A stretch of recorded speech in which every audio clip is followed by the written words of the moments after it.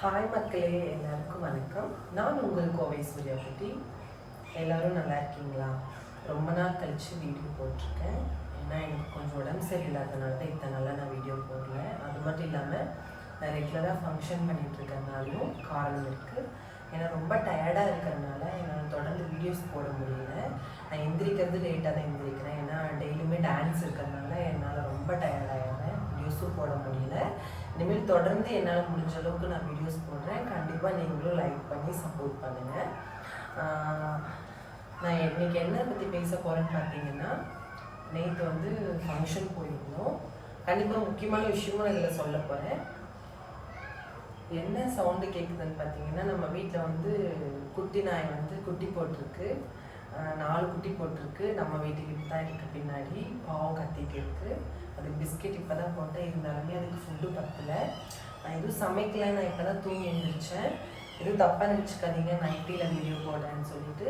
உங்களுக்கு தெரியும் இல்லையா, நான் இப்போ எத்தனை மணிக்கு எழுந்திரிக்கிறேன், எப்போ ஃபங்க்ஷன் போகிறேன், என்ன சமைக்கிறேன், என்ன சாப்பிட்றேன், எத்தனை மணிக்கு தூங்குறேன், எத்தனை மணிக்கு ஸ்பாட்டில் டான்ஸ் போய் பண்ணுறேன், எப்போ மேக்கப் போடுறேன், இதெல்லாமே வந்து தொடர்ந்து நான் வீடியோஸ் போடலான்னு இருக்கேன். கண்டிப்பாக தொடர்ந்து சப்போர்ட் பண்ணுங்கள் எல்லாருமே. நீங்கள் ஆதரவு கொடுத்தனால மட்டும்தான் நான் இவ்வளோ தூரம் வந்திருக்கேன். தொடர்ந்து இதே ஆதரவு எனக்கு என்னைக்கு இருக்கணும்னு சொல்லி நான் உங்ககிட்ட கேட்டுக்கிறேன். கொஞ்சம் எனக்கு த்ரோட் பெயின், எதுவும் தப்பாக நினச்சிக்காதீங்க. நேற்று ஃபங்க்ஷன் போன இடத்துல வந்து பார்த்தீங்கன்னா மிகப்பெரிய ஃபங்க்ஷன். அது ரொம்ப பிடிச்சிருந்துச்சு. அந்த ஃபங்க்ஷன் பிரம்மாண்டமான லேடர் லைட்டெல்லாம் போட்டு அவ்வளோ ஒரு ஆடியன்ஸாக இருந்தாங்க. பின்னாடி லேடர் போட்டு எல்இடி டிவி ரொம்ப பிடிச்சிருந்துச்சு. நல்லா தான் ஃபங்க்ஷன் போயிட்டு இருந்துச்சு. திடீர்னு என்னென்னு பார்த்தீங்கன்னா மழை வந்துருச்சு. மழை வந்ததுக்கப்புறமும் ஃபங்க்ஷன் பண்ணிட்டு தான் இருந்தோம். எனக்கு ஃபேவரட் சாங் மன்னார்குடி சாங் வந்து பார்த்தீங்கன்னா, நான் அந்த சாங் போகும்போது எனக்கு திடீர்னு நெஞ்சொலி வந்துருச்சு ஃப்ரெண்ட்ஸ். நெஞ்சொலி வந்த உடனே எனக்கு ரொம்ப பயமாயிடுச்சு. எனக்கு என்னோடய வாழ்க்கையில் இந்த மாதிரி ஒரு நெஞ்சொலி வந்ததே கிடையாது. ஆனால் நேற்று வந்துச்சு எனக்கு. தொடர்ந்து எனக்கு 3 நாளாகவே எனக்கு லைட்டாக வலிச்சுட்டே இருந்துச்சு. ஆனால் நேற்று ரொம்ப பெயினாக இருந்ததுனால என்னால் தாங்கவே முடியல ஃப்ரெண்ட்ஸ். அப்புறம் உடனே ஃபங்க்ஷன் முடிச்ச கையோட ஹாஸ்பிட்டல் போயிட்டோம். ஹாஸ்பிட்டல் போன உடனே எனக்கு வந்து இன்ஜெக்ஷன் பண்ணாங்க. செக் பண்ணிவிட்டு இன்ஜெக்ஷன் பண்ணாங்க. ஆனால் என்ன சொல்கிறது, டாக்டர் வந்து எதுவும் ஸ்கேன் பண்ணி பார்க்கணுன்னு சொல்லி சொன்னாங்க. எனக்கு ஆக்சுவலாக ஆப்ரேஷன் பண்ணியிருக்கனால கூட அந்த பெயின் இருக்கலாம். ஆனால் இத்தனை நாளாக இருந்தது கிடையாது. நேற்று அந்த பெயின் வந்துருச்சு. எனக்கு பயமானதுனால இப்போ இன்ஜெக்ஷன் போட்டுட்டேன். ஆனால் டாக்டர் சொன்ன விஷயம் என்னென்னு பார்த்தீங்கன்னா, உங்களுக்கு கேஸ் இது பிடிச்சிருக்கு, மூச்சு பிடிச்சிருக்குன்னு சொல்லி சொன்னாங்க. ஆனால் எனக்கு வந்து அந்த இத்தனை நாளாக நான் இருந்திருக்கான அந்த மாதிரி எனக்கு நடந்தது கிடையாது. ஆனால் இருந்தாலும் எனக்கு ரொம்ப பயமாக இருந்துச்சு. ஏன்னா நான் டான்ஸ் பண்ணிகிட்டு இருக்கேன்னா, எனக்கு அந்த டான்ஸ் பண்ணும்போது பாதி சாங்லேயே நான் வந்து ஸ்டேஜ் விட்டு கீழே இறங்கிட்டேன். ஏன்னா ரொம்ப பெயினாக இருந்துச்சு. அதுக்கப்புறம் டாக்டர்கிட்ட போய் இன்ஜெக்ஷன் போட்டதுக்கப்புறம் எனக்கு அந்த பெயின் எல்லாம் இல்லை, நார்மலாக இருக்குது. அப்பப்போ கொஞ்சம் கொஞ்சம் பெயின் ஆகுது. அதுக்கப்புறம் நான் 4 பேர்த்துக்கிட்ட கேட்டேன், பெரியவங்கக்கிட்ட. அப்போ பூண்டு சுட்டு சாப்பிட்டா அது சரியாக போகும், மூச்சு பிடிப்பாக இருக்கலாம் அப்படின்னு சொல்லி சொன்னாங்க. ஏன்னா ஆப்ரேஷன் பண்ணியிருக்கனால எனக்கு காற்று போய் அடைச்சிக்கும். அதனால அந்த வழியாக கூட இருக்கலாம். கொஞ்சம் பயமாக இருக்கும்ல, யாருக்காக நெஞ்சு வலியாகும்போது கொஞ்சம் ரொம்ப பயமாக இருக்கும். அதனால எனக்கும் உயிர் மேலே பயம் இருக்குது. அதனால கொஞ்சம், ஏன்னா நம்ம ஜாலியாக இருக்கணும். இருக்கிற லைஃப் ஒரு லைஃப் தான். ஜாலியாக என்ஜாய் பண்ணிவிட்டு ஹாப்பியாக இருக்கணும். திடீர்னு எனக்கு ஏதோ ஒன்று ஆயிடுச்சுன்னு என்ன பண்ணுறது ஃப்ரெண்ட்ஸ் சொல்லுங்கள். என் ஃபேமிலியெல்லாம் யார் பார்த்துக்குவா? நான் தான் என் ஃபேமிலியை பார்த்துக்கிட்டு இருக்கேன். எல்லாருமே நினச்சிட்டு இருக்கீங்க சூர்யா குட்டி கொஞ்சம் நல்ல வசதியான ஆள் தான், ஏசியில் நிறைய பேர் பேசியிருக்காங்க என் முன்னாடியே, ஏசியில் தான் போவாங்க, ஏசி அப்படிலாம் கிடையவே கிடையாது ஃப்ரெண்ட்ஸ். நான் ரொம்ப கஷ்டப்படுற ஒரு ஃபேமிலியில் இருந்த ஒரு பொண்ணு தான். என்னோடய ஃபேமிலியை நான் தான் ரன் பண்ணிகிட்ருக்கேன். எனக்கு கூட பிறந்தவங்க அக்கா ஒன்று, அண்ணா ஒன்று. அக்கா கல்யாணம் ஆயிடுச்சு. அண்ணாவுக்கும் பொண்ணு பார்த்துட்ருக்காங்க. அண்ணாவும் வேலை தேடிட்டு இருக்கான். படித்த படிப்புக்கு வேலை வேணுங்கிறதுக்காக. நான் டான்ஸ் போயிட்டு இருக்கிறதுனால தான் எனக்கு வர வருமானத்தினால நான் வீட்டையும் பார்த்துட்ருக்கேன், என்னையும் பார்த்துட்ருக்கேன். நானும் ரொம்ப கஷ்டப்படுற மாதிரி மிடில் கிளாஸ் ஃபேமிலி தான். நான் இன்றைக்கி டான்ஸ் ஆனால் தான் எங்கள் வீட்டில் சாப்பாடு, அந்த மாதிரி ஒரு சுச்சுவேஷனில் இருக்கேன் நான் பேச வந்ததே நான் மறந்துட்டேன். அதுக்கப்புறம் என்னன்னு பார்த்தீங்கன்னா, ஃபங்க்ஷன்லாம் முடிஞ்சிச்சு. இன்ஜெக்ஷனும் போட்டுட்டு டாக்டரையும் பார்த்துட்டு இன்ஜெக்ஷனும் போட்டாச்சு. இப்போ நெஞ்சு பரவாயில்ல. எனக்கு அப்பப்போ வந்து த்ரோட் பெயின், உடம்பு சரியில்லாமல் போகுது, தலை சுத்தல், வயிறு வலி இதெல்லாம் இருக்குது. எதனாலன்னு பார்த்தீங்கன்னா, நான் ஒவ்வொரு ஊருக்கு போய் ஸ்டே பண்ணி ஃபங்க்ஷன் பண்ணுறதுனால கடை ஃபுட்டு தான் அதிகமாக நான் சாப்பிட்றேன். இந்த மாதிரி வீட்டில் இருந்தால் மட்டும்தான் ஏதாவது சமைப்பேன். சமைச்சாலுமே நான் டிஃபன் பாக்ஸில் போட்டு சாப்பிட்ருவேன். ஆனால் ரெகுலராக எங்களுக்கு வந்து ஒரே ஊரில் ஃபங்க்ஷன் இருக்காது, எல்லா ஊர்லேயும் ஃபங்க்ஷன் இருக்கிறதுனால எல்லா ஊருக்கும் போய் நாங்கள் ஆடுவோம்.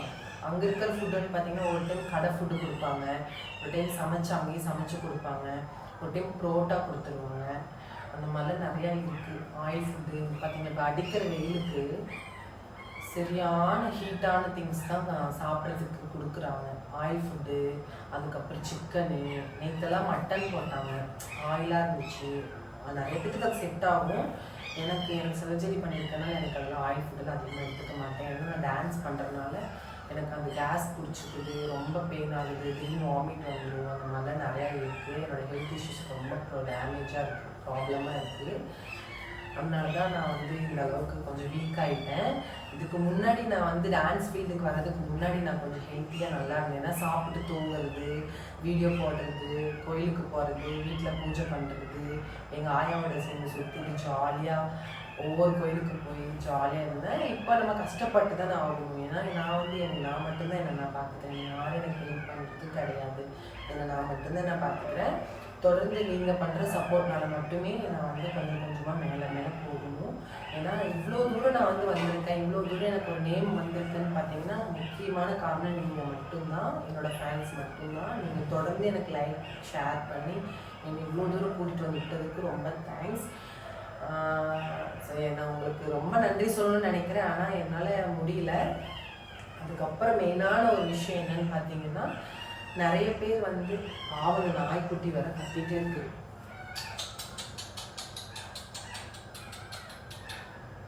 டாக் வேற கத்திட்டே இருக்கு ஃப்ரெண்ட்ஸ். அது வேற குட்டி போட்டிருக்கு, குட்டி போட்டு ஒரு 2 days தான் இருக்கும்னு நினைக்கிறேன். பசி ஆயிடுச்சு. நான் எதுவுமே சமைக்கல, என்றைக்குமே சமைச்சா நான் போட்டுருவேன். அது இப்போ குட்டி போட்டுருச்சு. குட்டி போட்டதுக்கப்புறம் அது குட்டி தான் அப்படி கத்திட்டு இருக்கேன்னு நினைக்கிறேன். என்ன சொல்லிட்டு இருந்தேன், என்னமோ சொல்லிட்டு இருந்தேன், மறந்துட்டேன் ஃப்ரெண்ட்ஸ். மெயினான விஷயம், முக்கியமான விஷயம் என்னன்னு பார்த்தீங்கன்னா, நான் இப்போ தான் யூடியூப் சேனல் ஆரம்பித்து ஒரு 2 மாதம் தான் ஆச்சு. அந்த 2 மாதத்துலேயும் ஒரு 10 days வீடியோ போட்டிருப்பேன், அப்புறம் 10 வீடியோஸ் போடவே கிடையாது.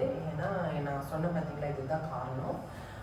என்னோடய யூடியூப் சேனல் வந்து பார்த்தீங்கன்னா இன்ஸ்டாகிராமில் வந்து நான் வந்து வீடியோஸ் போட்டுருக்கும்போது சேவ் பண்ணி எல்லா வீடியோஸும் சேவ் பண்ணி நான் போட்ட உடனே வந்து அவங்க சேவ் பண்ணி அவங்களோட யூடியூப் சேனலுக்கு போட்டுறாங்க. ஆனால் நிறைய பேர் நான் தான் அந்த யூடியூப் சேனல் வந்து ரன் பண்ணிட்டு இருக்கேன்னு சொல்லி நிறைய பேர் நீங்கள் சப்ஸ்கிரைப் பண்ணி வச்சுருக்கீங்க. ஒரு சேனல் 2 சேனல் கிடையாது, மொத்தம் 6 சேனல் இருக்குது. அந்த 6 சேனல்லையும் 2 சேனல் நல்ல சப்ஸ்கிரைபரோடு இருக்காங்க. ஆனால் என்னோட டிபி வச்சு என்னோட வீடியோஸ் தான் மோஸ்ட்லி போட்டிருக்காங்க. அது வந்து இந்த சேனல் தான். தயவு செஞ்சு இந்த சேனல் வந்து என்னோடது கிடையாது. நீங்கள் கண்டிப்பாக இதை பார்த்து இது வந்து வெளியே அன்சப்ஸ்கிரைபர் பண்ணிடுங்க. வேணாம், சப்ஸ்கிரைபர் பண்ணாதீங்க. வெளியே வந்துட்டு என்னோடய சேனலுக்கு நீங்கள் சப்ஸ்கிரைப் பண்ணுங்கள். இந்த சேனல் வந்து 2வது வந்து இந்த சேனல்.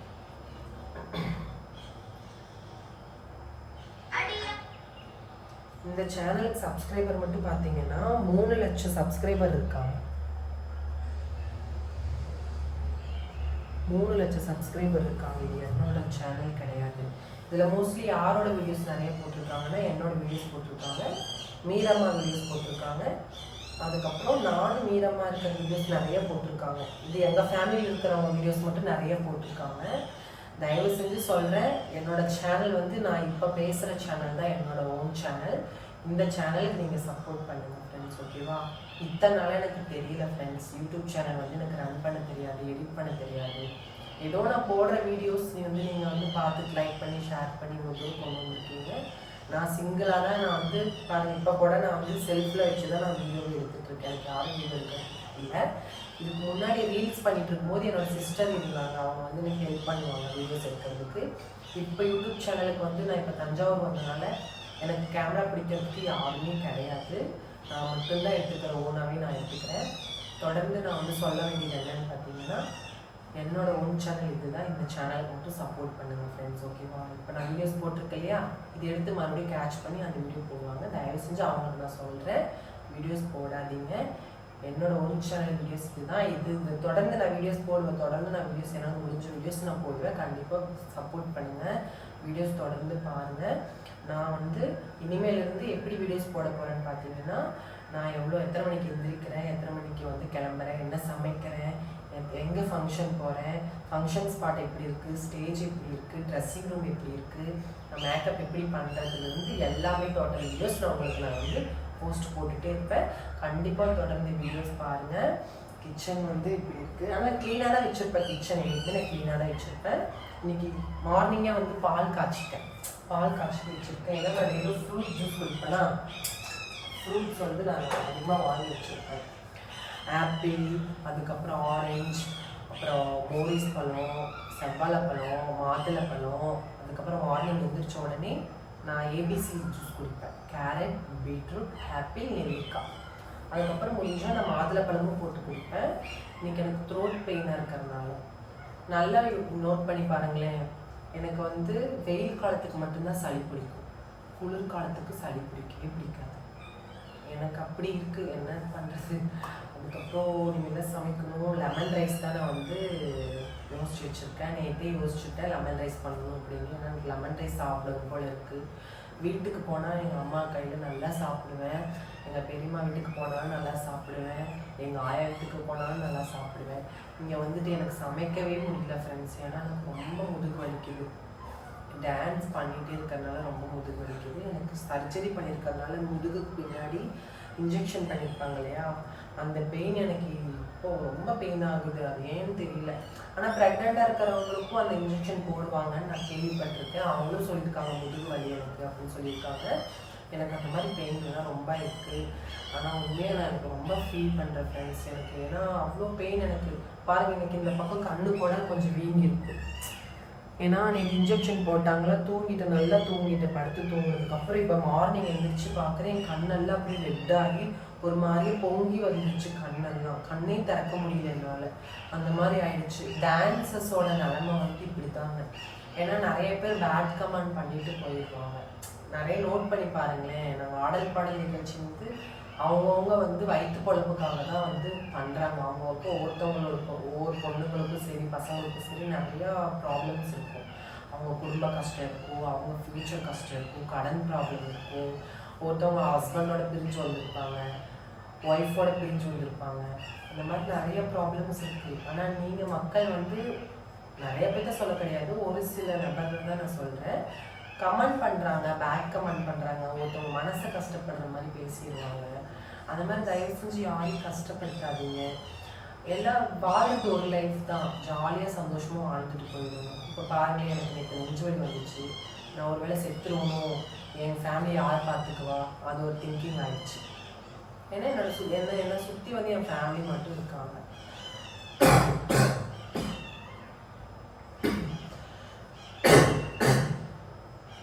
ஃபேமிலி இருக்காங்க, நீங்களும் இருக்கீங்க.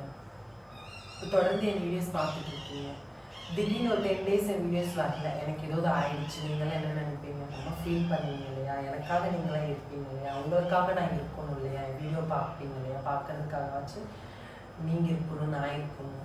அதனால் அது ஒரு பயம். எனக்கு நெஞ்சொலி வந்து எனக்கு என்ன பெயின் வேணால் வரலாம், ஆனால் நெஞ்சு எனக்கு ஹார்ட்டுக்கிட்ட பெயினாக இருக்குது. அதுக்கப்புறம் ஹாஸ்பிட்டல் போய் பார்த்ததுக்கப்புறம் நான் நிறையா வந்து உருளைக்கிழங்கு நிறைய சாப்பிடுவேன். அதுக்கப்புறம் எனக்கு கேஸ் டேபிள் இருக்கிற மாதிரி ஃபுட்டு நிறைய சாப்பிடுவேன். அதனால கூட நான் இப்படி வந்திருக்கலாம்.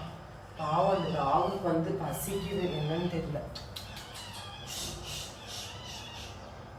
என்னடி பண்றீங்க? கத்திக்கிட்டே இருங்க.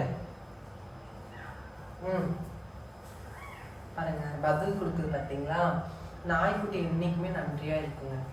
உண்மைதான். நம்ம வீட்டில் வந்து நாய்க்குட்டி வளர்த்திருந்தோம், சின்ன வயசில் வளர்த்திருந்தோம்.